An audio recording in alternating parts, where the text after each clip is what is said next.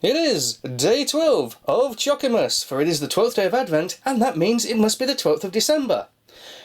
And being the 12th of December, there's actually, and I can't believe these words are about to come from my mouth, there's actually something more important than chocolate.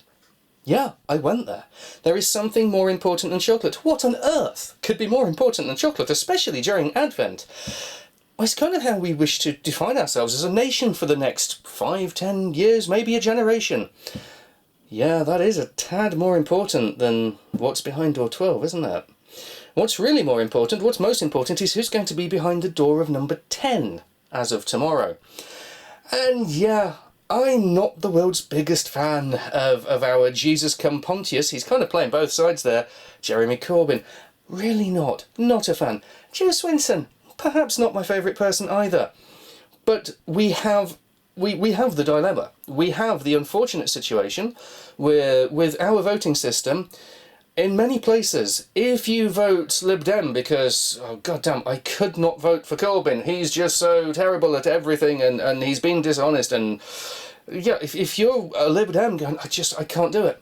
But you live somewhere where Labour are within a few hundred or even a few thousand at a push votes of a Tory MP or a Tory candidate. If it's Labour versus Tory in your seat and you're not voting Labour, the Tories get back in. Oh, maybe you're a Labour voter, maybe you're even a Labour member who's going, Jeremy's amazing, the media, it's all smears, he totally loves everybody, he listens to both sides, he's just a really cool guy. I could never vote for those yellow Tories. Look at Swinson's voting record, she's austerity, she hates disabled people. Again, I'm not saying you're wrong. I can happen to disagree on some of these things, but I'm not saying that you're wrong to have that opinion. I'm not saying I'm not saying I entirely disagree with it. But if you live somewhere where the Lib Dems are within striking distance of the Tories and Labour are nowhere, if you vote Labour and let a Tory in, you have let a Tory in. Okay? Now, let's say you're a Conservative. I don't think many Conservatives probably watch my channels, but let's say you're a Conservative and you're sitting there going, oh dear God, I can't let that commie Corbyn in. Look at him with his Marxist giveaway and his IRA mates. It would be terrible for the country, and worse than that, it would be terrible for my investments. And the Lib Dems, I mean, really, they're just kind of the joke, aren't they? I mean, you've got to have either Tory or Labour. You can't have. I mean, we're Conservatives here. We recognise the established duopoly of the system, and we depend upon it. You know, you might be saying that to yourself, but then maybe you're thinking, but I do like being in the EU because it boosts my business's profitability. Oh, I don't really know if I want to leave. Or maybe you're thinking, well, you know, I'm a Conservative, but I do believe in the NHS, and I believe that a healthy society is a more productive one. And again, you know, my money will improve. My savings, my portfolio, my stocks, my shares, all of these things are bettered by having a functioning society. Well, here's the thing. If you're that Conservative, Ken Clarke, John Major, Michael Heseltine are coming out and saying, this is not the Tory party anymore. We cannot vote for this. So there's nothing wrong with you not wanting to vote for what you see as your own party, because it's not your party anymore. Unfortunately, this then means that realistically, for tactical reasons for your vote to matter, because yay, first past the post, you're going to have to vote for somebody you don't like. But so's the Lib Dem, and so's the Jeremian, so everybody, this is the whole problem with tactical voting, okay?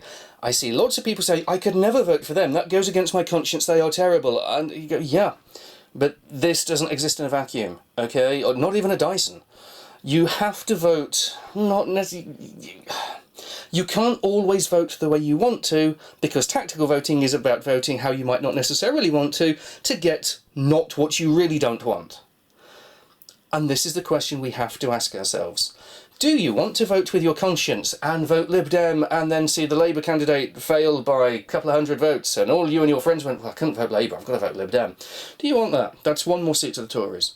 Do you want to vote Labour and then see the Tories beat the local Lib Dem candidate by a couple of hundred votes? But you've been out there saying to all your friends, oh, for God's sake, don't vote for the yellow Tories. You've got another Tory back in Westminster. This is where it's going. This is the problem with first past the post. We have a system that is broken, but it's not going to get fixed today. Okay? Whatever you believe in, whoever you want to vote for, Today is not the day that we can go, no, look at this, the vote share was totally, far more people didn't want the Tories than theirs. Doesn't matter. Our system means that on 30% of the vote of government can be formed with way over 50% of the seats, just depending on where the votes are concentrated. So the bottom line to me, and dear God, I wish I was doing a chocolate video, the bottom line is get out there and vote, but don't just vote, vote tactically.